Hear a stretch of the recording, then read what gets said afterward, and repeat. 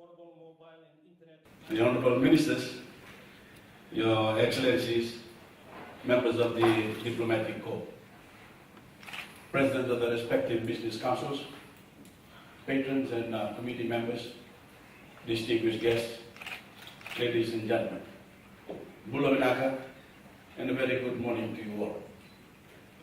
I'm delighted to be here today to launch this year's joint Fiji-Australia, the Australia-Fiji Business Council Forum, and to greet those of you in the engine room of Fiji's most important trading relationship. It's remarkable to think how much has happened since I last spoke at this forum back in 2008. Since then, Fiji has undergone a radical social, political, and economic transformation. We have produced a new constitution which creates a common and equal citizenry and guarantees a broad range of socio-economic rights. We have established the first genuine democracy in Fiji's history. We have introduced unprecedented levels of accountability and transparency.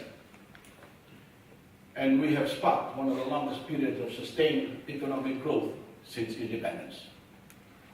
Earlier this month, the nation watched as the members of parliament were sworn in, officially launching our new democracy and signaling a new era of unity and prosperity for all our people. This momentous occasion followed a general election based, for the first time, on the genuine democratic principle of equal votes of equal value. That election, ladies and gentlemen, in the credible manner in which it was conducted, reaffirmed by a 17-nation multinational observer group co-led by Australia, has already reverberated around the region and around the world. There's been a chorus of support for Fiji from the international community, regional and multilateral organizations, the business community, and of course the potential investors.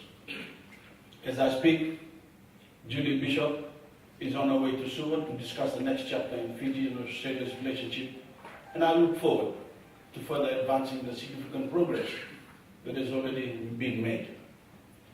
But I want to talk to you about this morning is the impact that Fiji's return to parliamentary rule is having on investment and trade in our country.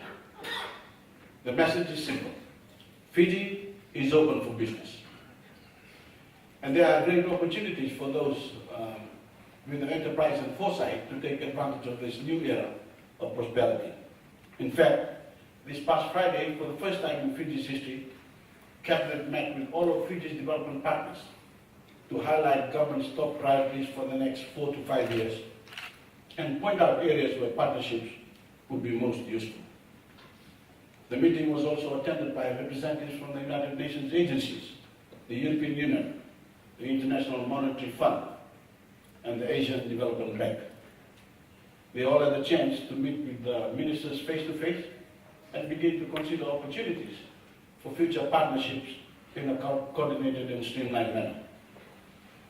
So now is the time for those who have been holding back to invest in the country to join those already riding the wave. Now is the time to reap the rewards of a vastly better investment climate and to take advantage of the government's generous investment incentives. There is so much working to our advantage. Our central position as a hub in the Pacific, a talented workforce, is time to become smarter because of the government's investment in education, the reform